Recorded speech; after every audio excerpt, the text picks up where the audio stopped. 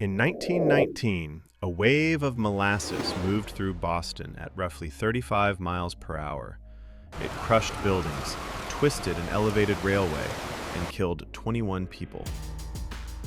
And the strangest part? The tank had been warning everyone for years. January 15th was unusually mild in Boston's North End. Workers stepped outside. Children wandered near the waterfront. Above Commercial Street stood a steel tank 50 feet tall, built in 1915 by the Purity Distilling Company. It held industrial molasses waiting to be transported and converted into alcohol. That afternoon, it contained about 2.3 million gallons. The tank was impossible to ignore. So were its leaks. Molasses seeped through the seams. Neighborhood children reportedly collected it in pails.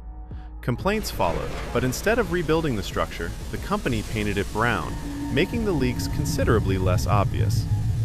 A cosmetic solution to a structural problem. More than 2 million gallons surged into the neighborhood.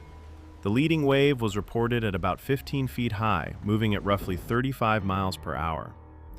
Molasses sounds harmless because we meet it in kitchens, but this was an enormous moving mass.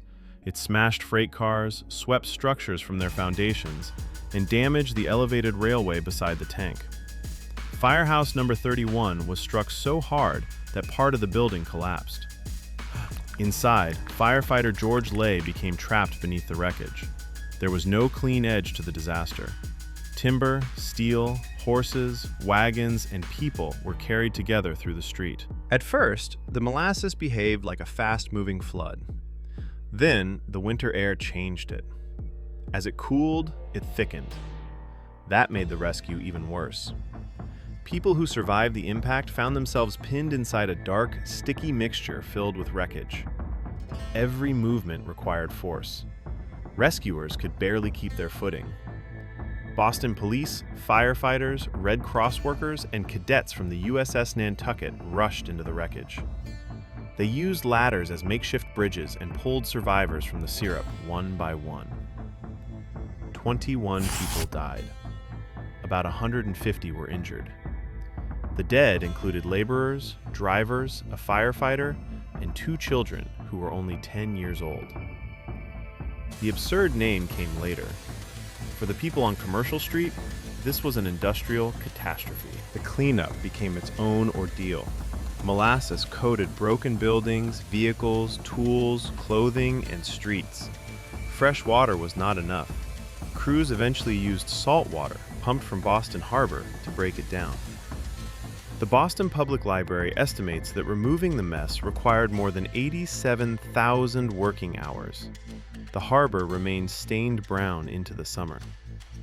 And then came the question nobody could avoid.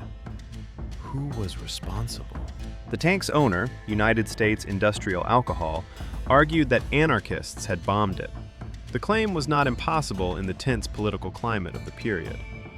But the investigation and the long legal battle pointed elsewhere.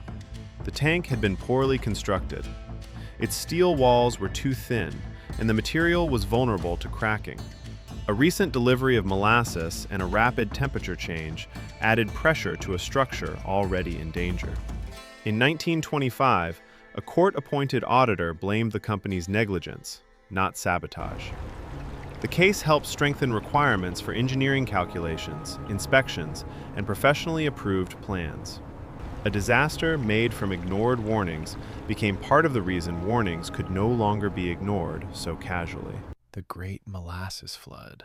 Sounds like a joke until you see the wreckage. It was not a freak accident without warning. The tank leaked, residents complained, the structure failed anyway. The unbelievable part was never that molasses could move quickly. It was how long everyone had moved slowly. True, documented, and filed under strange.